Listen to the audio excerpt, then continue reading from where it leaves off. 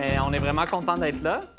Moi, c'est Charles-Antoine. Je suis un étudiant en médecine à Sherbrooke. Je suis avec Emmanuel. Oui, moi, c'est Emmanuel, puis je suis au doctorat à l'Université de Montréal en communication. C'est quoi Bien-être numérique? C'est une organisation qui est par et pour les jeunes pour mieux comprendre la culture, entrer en relation ensemble sur les enjeux du numérique. C'est ça le but. T'es pas encore rendu là, je crois, dans l'éducation de ton enfant, mais la question des écrans, je te dis, t'attends dans le détour dans quelques, dans quelques mois, quelques Je suis obligée années. de te dire que mon fils n'a pas encore 2 ans et que déjà, on sent l'attrait, l'attirance vers les écrans. Oui, puis ça nous occupe comme parents. Moi, mon fils a 6 ans, puis ça m'occupe aussi moi-même sur ma propre consommation d'écran, parce qu'on est tout à fait conscient là, qu'on a toujours soit le cellulaire à la main, l'ordinateur pas très loin. D'ailleurs, il y a même des parents qui carrément réduisent le nombre de temps qu'ils passent devant un écran pour pas donner cet exemple-là à leurs enfants. Ça, c'est une piste qui est hyper intéressante.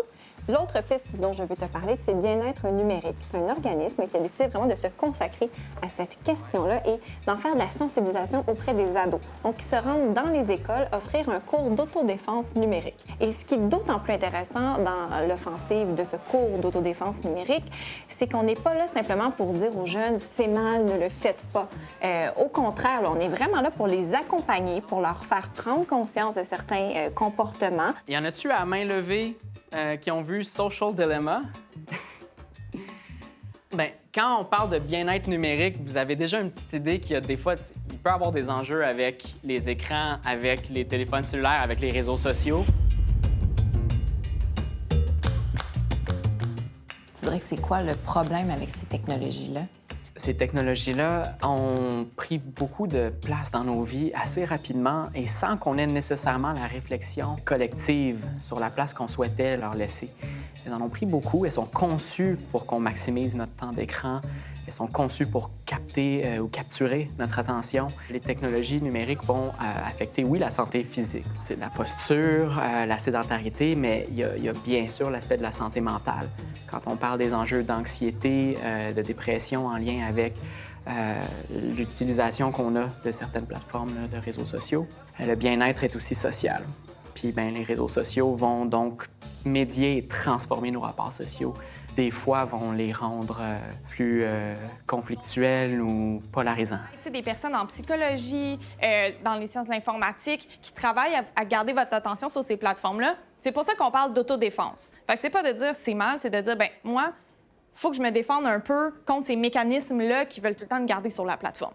Donc, le bien-être numérique, c'est d'une part d'être capable d'utiliser les plateformes numériques pour optimiser notre bien-être, pour entrer en relation de manière constructive, pour avoir des projets collectifs, des prises de conscience aussi. Mais c'est aussi de minimiser des potentiels impacts négatifs. Donc, nous, ce qu'on vous propose, c'est 3 principes d'autodéfense numérique. Le premier, c'est la sagesse. Connais-toi toi-même ainsi que ton environnement pour remporter la mise. L'idée, c'est pas de dire aux jeunes « lâchez vos téléphones ».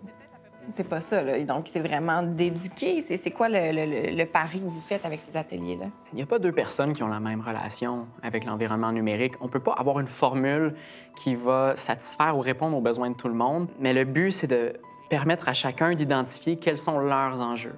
La maîtrise, bien, maintenant, vous connaissez peut-être vos enjeux. Ça peut être utile des outils ou des techniques pour avoir un meilleur contrôle si vous jugez que vous en voulez un meilleur contrôle. Nous, on a mis sur pied un atelier qui apporte les nuances sur les impacts, qu'on puisse reconnaître les côtés positifs, puis aller les chercher, puis qu'on puisse mettre un frein des fois quand il y a quelque chose qui, nous, personnellement, vient nous affecter plus. Puis, finalement, le dernier principe, c'est l'autonomie. Donc, exercer. On vous invite à vous-même exercer votre propre équilibre, pas celui que Google ou Instagram veulent de toi. Est-ce que tu penses qu'on peut peut-être changer, renverser un peu la tendance puis cette dépendance-là qu'on a de plus en plus envers les écrans? Je suis de facto optimiste parce qu'il y a toujours des gens qui mettent de l'avant des projets innovateurs puis qui ont pour souci le bien commun. Ben moi, je suis abonnée à une page de féministes, puis il y a beaucoup de trucs de positifs sur cette page-là. Puis je trouve que ça peut aider beaucoup de gens. Par contre, l'essor des compagnies numériques a été explosif dans la société et vont prendre de plus en plus de place. Même la pandémie actuellement, ça a donné un énorme argument parce que les rapports numériques sont hygiéniques.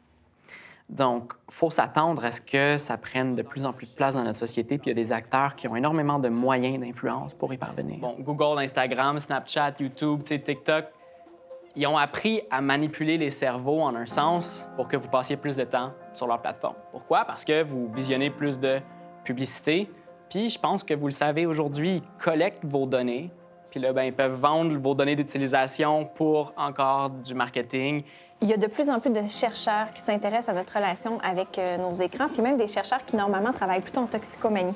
Et ce qu'ils ont découvert, entre autres, c'est qu'à peu près un adolescent sur 5 dit perdre le contrôle de sa consommation d'Internet.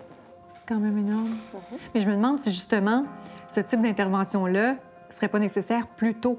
Parce que la consommation puis le temps d'écran, souvent, il augmente dès la petite enfance. Le cours d'autodéfense numérique s'adresse vraiment à l'esprit critique. Donc oui, c'est intéressant de développer ça chez les jeunes enfants. Je pense que c'est une discussion qu'on peut commencer, mais j'ai vraiment l'impression qu'à l'adolescence, c'est là où vraiment on peut s'assurer de les mettre devant des faits. La meilleure décision, c'est toi-même qui peux la prendre. Donc à partir du moment où tu as un sens critique, où tu es capable de comprendre pourquoi tu restreins ton usage pour ton bien-être à toi-même, bien, ce changement-là a peut-être plus de chances de s'opérer dans le temps. Mais c'est ça, souvent, quand tu es sur ton téléphone, tu sais, t'ouvres une page, bien, ça se renouvelle. Fait que t'as toujours envie de continuer, fait que ça finit plus. Ce qui est intéressant, ils ont fait une étude. Ils ont fait passer à tout le monde un test d'intelligence. C'est le même test, mais il y a une différence. Il y a un groupe que le téléphone, il est sur le bureau, devant eux, dans leur face pendant l'examen. Le deuxième groupe, ils ont mis le téléphone là où ce qui est normalement dans leur poche ou dans leur sac. Puis le troisième groupe ici, le téléphone il était à l'extérieur de la pièce. Puis on voit que le troisième groupe a eu quand même environ une meilleure note là, de 3-4 à l'examen. Il a mieux réussi quand le téléphone n'était pas dans la même pièce. Est-ce que la solution, ce serait pas de considérer que c'est une question de santé publique? Donc, il doit y avoir un espace pour légiférer autour de ça? On a commencé à la santé publique à porter attention à ces enjeux-là il y a quelques années quand même. Mais ça transcende toutes les frontières. C'est un enjeu pour les sciences sociales. C'est un enjeu pour aussi la médecine plus clinique. Quand on voit en pédiatrie beaucoup d'enfants ou de jeunes qui ont des enjeux avec l'environnement numérique, c'est vraiment un enjeu de société.